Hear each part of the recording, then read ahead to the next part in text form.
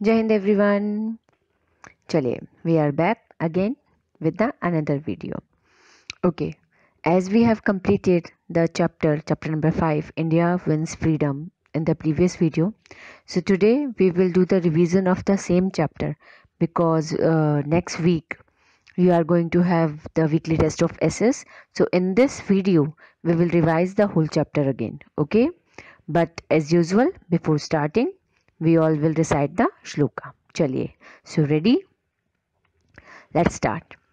ॐ सर्वे भवन्तु सुखिनः सर्वे सन्तु निरामया सर्वे भद्राणि पश्यन्तु मा कश्चित् दुःखभाग् भवेत्.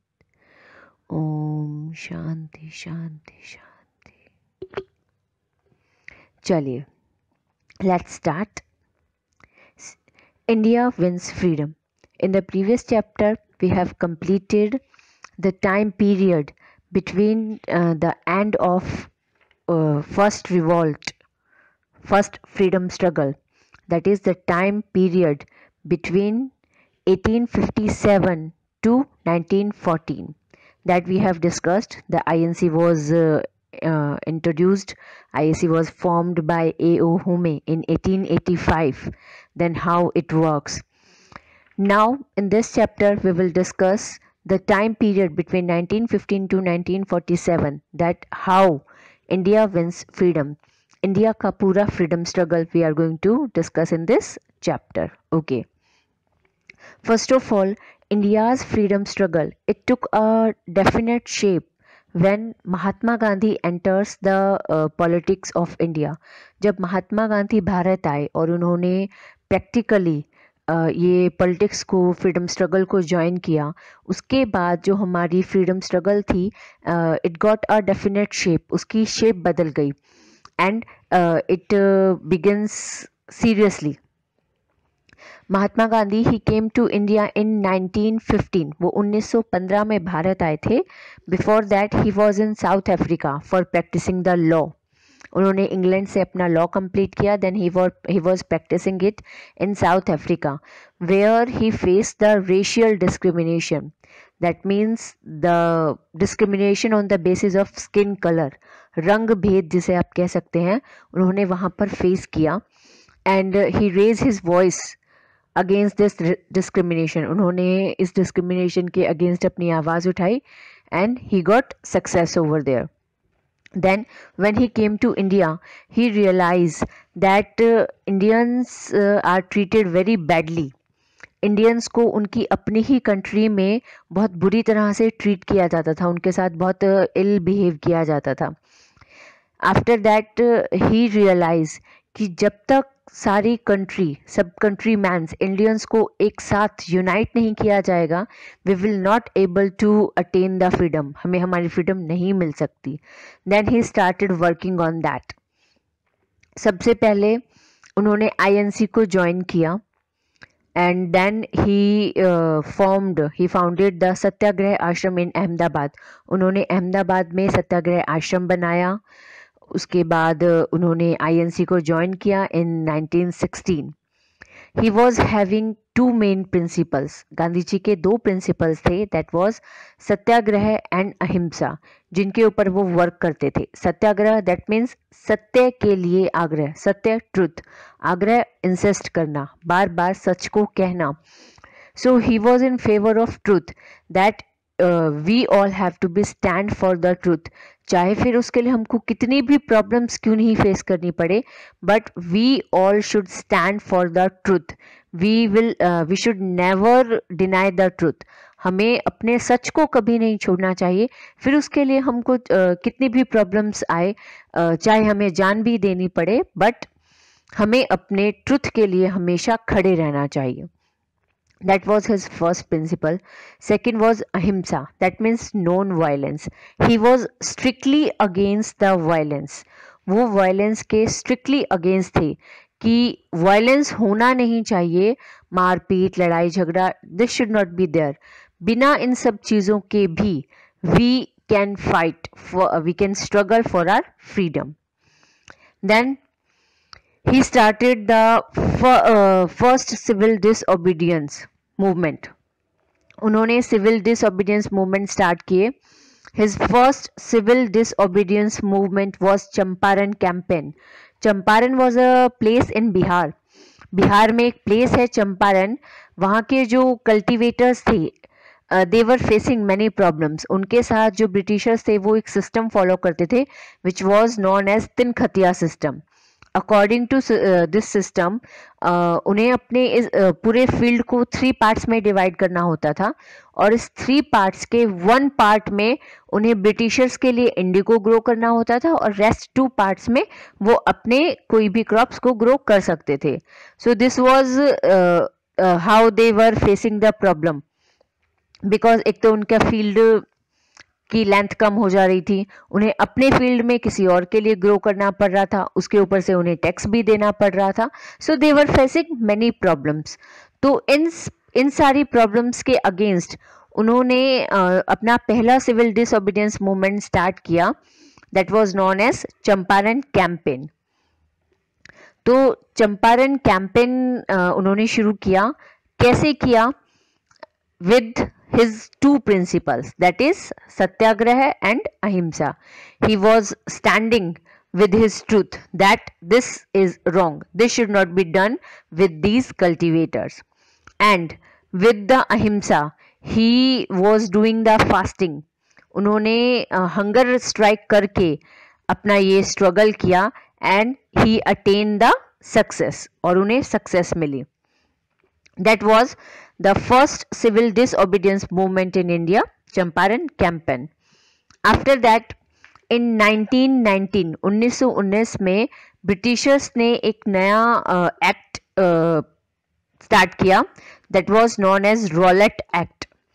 तो रॉलेट एक्ट में क्या था? जो ब्रिटिश ऑफिसर्स थे, ब्रिटिश गवर्नमेंट थी, उसे पावर दी गई कि वो किसी भी पर्सन को अरेस्ट कर सकते हैं विदाउट एनी ट्रायल, बिना किसी पूछताछ के, only on the basis of doubt. Doubt के बेसिस पर वो किसी को भी अरेस्ट कर सकते हैं. That power was given to the British officer and on the basis of this act, this power, they arrest many of the Indian political leaders on 10th April 1919. 10 अप्रैल 1919 को उन्होंने बहुत सारे पॉलिटिकल लीडर्स को arrest कर लिया on the basis of Rowlatt Act, on the basis of doubt. And against these arrests, a public meeting was held on 13th April 1919 in Jallianwala Bagh, Amritsar. इस arrest के against 13 अप्रैल 1919 को अमृतसर के जलियांवाला बाग में एक meeting हुई. many people were gathered there, man, women, kids, elder, older person, तो सभी वहां पर गैदर हुए. Then what happened? General O'Dwyer, what he did, उन्होंने सॉरी उन्होंने पार्क के सारे एग्जिट क्लोज कर दिए और उसे पूरी तरीके से आर्मी से सराउंड कर दिया. और वहाँ की जो इनोसेंट पब्लिक थी, अनआर्म्ड क्राउड जो थी, उनके ऊपर उन्होंने गोलियां चलवाई, शूटिंग की. इसकी वजह से वहाँ पे जितने भी लोग गैदर हुए थे, they all were killed. This was a act of violence from the Britishers. और इस एक्ट की वजह से जो भी जनरल डायर ने किया, more than 1000 people were killed. बहुत सारे लोग मारे गए और उससे भी ज़्यादा जख्मी हो गए. सो ये जो इंसिडेंट था, this incident was like a fuel in the fire of freedom struggle.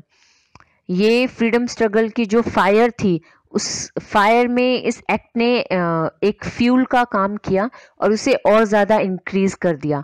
अब जो इंडियंस थे वो और भी ज़्यादा इस बात के लिए रेडी थे कि now this is enough, now we need our country to be free, we don't want to be remain under the control of Britishers. So this was the this incident was known as the Jallianwala Bagh massacre. See, you have given one info pebble over here that Udham Singh, who was an Indian patriot from Punjab, जो कि पंजाब से एक Indian patriot थे, मतलब देशभक्त थे, उन्होंने he shot General Dyer in London to avenge the Jallianwala Bagh massacre. Jallianwala Bagh मास्केयर का बदला लेने के लिए, बिकॉज कि जनरल डायर ने ये सब किया था, तो लंदन में उन्होंने जनरल डायर को गोली मार के उनकी हत्या कर दी. So this was the Jallianwala Bagh massacre. Next was the Khilafat movement. Khilafat movement took place in 1920. खिलाफ मतलब किसी चीज के अगेंस्ट जाना, खिलाफ, अगेंस्ट. तो खिलाफत मूवमेंट जो है वो 1920 में लॉन्च हुआ था. बट क्यों लॉन्च हुआ था? At the end of first world war 1918 में जब फर्स्ट वर्ल्ड वॉर एंड हुआ, तो जो टर्की था, टर्की जो कंट्री थी, it was divided among the victorious power. जो विक्टोरियस पावर्स थी, जो फर्स्ट वर्ल्ड वॉर में जीत गई थी, उन्होंने टर्की को आपस में डिवाइड कर लिया. And this decision was not acceptable for the Muslims all over the world because Turkey के जो सुल्तान थे, टर्की के जो रूलर थे, he was the Khalifa of Muslims all over the world. Khalifa that means the religious leader. Turkey के सुल्तान को जो मुस्लिम लोग थे वो अपना धार्मिक नेता मानते थे, अपना लीडर मानते थे. और टर्की को इस तरह डिवाइड कर लेना, it was like a insult for their Khalifa. So they all were very angry, and because of that उन्होंने 1920 में ये एक मूवमेंट स्टार्ट किया था, which is an anti British movement. Means कि ब्रिटिशर्स के अगेंस्ट ये मूवमेंट स्टार्ट किया गया था, which is known as the Khilafat movement. After that, because कि ये जो कुछ भी हुआ था that was wrong, so Mahatma Gandhi and INC they all helped and they supported the Muslims in this movement. उन सब ने ये मूवमेंट में मुस्लिम्स को सपोर्ट किया, जिसकी वजह से हिंदू मुस्लिम जो यूनिटी है वो और ज़्यादा स्ट्रेंथ हो गई थी. इसके पहले 1905 में जब ब्रिटिशर्स ने बंगाल का पार्टीशन किया था in east Bengal and west Bengal, तो वहाँ से हिंदू और मुस्लिम्स के बीच में प्रॉब्लम्स क्रिएट होना शुरू हो गई थी. बट यहाँ पर आकर इन 1920 में जब मुस्लिम्स के एक मूवमेंट में हिंदूज ने उनका साथ दिया, तो हिंदू मुस्लिम यूनिटी काफ़ी इंक्रीज हो गई, वो काफ़ी स्ट्रेंथ हो गई. तो इसकी वजह से भी जो हमारी फ्रीडम स्ट्रगल थी वो और ज़्यादा इम्प्रूव हो गई, उसको भी और ज़्यादा स्ट्रेंथ मिली. So this was the Khilafat movement. Rest we will discuss in our next video. Okay.